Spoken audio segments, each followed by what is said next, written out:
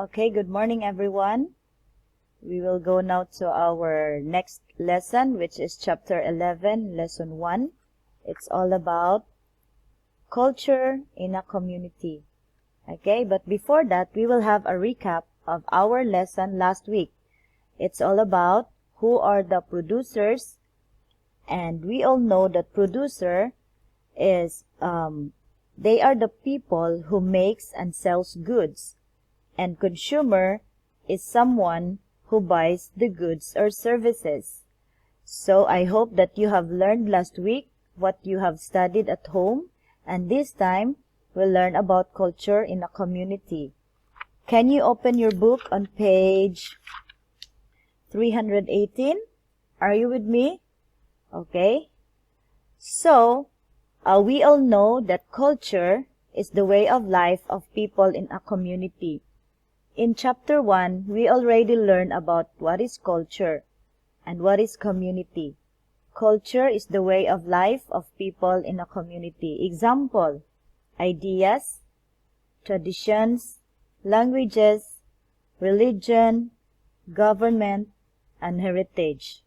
Okay, are you following? Now, what do people in your community do for fun? For example, what you are doing at home right now. The things that people are enjoying of their culture. Like for example, are you playing your violin? Are you practicing to speaking Thai or English? Or are you learning about your character? Being responsible. It's part of our culture. Okay, let's move on. Children learn their culture from their families and community. Okay? So, some people, when we were born, we don't know yet what our culture, okay? So, when we grow up, we learn what is our culture by our family. Some of our parents teach us how to work in our home, wash our dishes, and then prepare our things. So, that is why it's all about practical learning, practical activities that we should learn while we are growing up. So that is why children learn their culture from their families and community.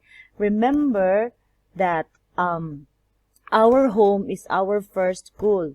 We learned our first language in our home.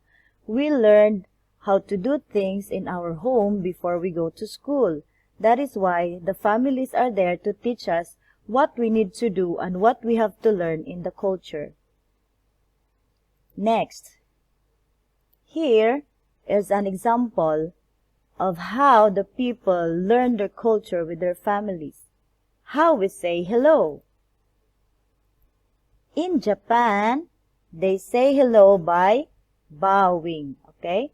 They do like this. Bow. Face with their friends. Whoever they want to meet, they have to do like this. Bow. Next is, in USA, they handshake. Okay, that is how to greet people. Handshakes. Okay, can you do it? Handshake. But this time, we are not allowed to do handshake because of what we have right now is the COVID-19. Okay, so this is what we're going to do when we are greeting, and it's like all over the world are using right now. When you want to greet someone, just put your palms together and you do the Y. Okay? That is how to greet, and you know that people are using most of the time the Y now instead of handshake. It's because to avoid the virus. Okay? So we can do like that to greet people by doing our palms together. And you know what, how Thai people share this to all over the world? Okay, can we do it all together? Put your palms together and do the Y. Okay, now let's go over. This is one way of our culture that we have learned from our families and school. Now, let's go to lessons of culture. Cultures have rules about manners and about how to behave. The rules in your culture may be different from the rules in other country. You learn your culture maybe from your parents, from your grandparents, or from your ancestors. Children learn their culture's rules from other children too, adults and other people too. Okay, another way the children and adults learn about their culture is through the story called legend. Okay, this is a story passed down from an earlier time. Example, in America, they have this story that most of the people, when they are young, they are being told about the story of Johnny Appleseed. This is about being unselfish. Okay, so later on, at the end of this video, you can see and hear the story about Johnny Appleseed. Okay, Johnny Appleseed is a legend and is part of America heritage. He traveled around the country and planted apples. The importance of being unselfish is the one of the messages in Johnny Appleseed story. Okay? And sometimes we also don't believe because they say that the stories from the past are sometimes not true, but some of them are real. That is why we are being taught or taught by our grandparents mostly a legend. Okay? Mostly stories from old stories long time ago. Okay, now let's go to the different ways of life. The way people meet those needs depends on what they learn from their culture. Okay, people from cultures have the same basic needs.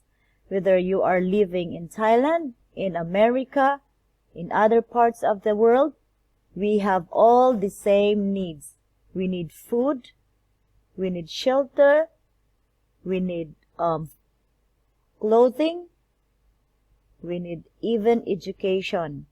That is why people of all the same, people in the world have the same basic needs. Okay? The way people meet, those needs depends on what they learn from their culture. So we are not the same.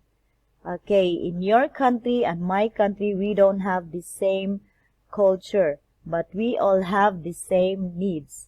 Okay? Okay, here is one example. Culture and geography affect the types of houses people build. Okay, it depends where you are living. Okay, so that is why where you live and what your culture and your geography of where you are living affect the types of houses. That is why you have to follow what kind of place you live. Example,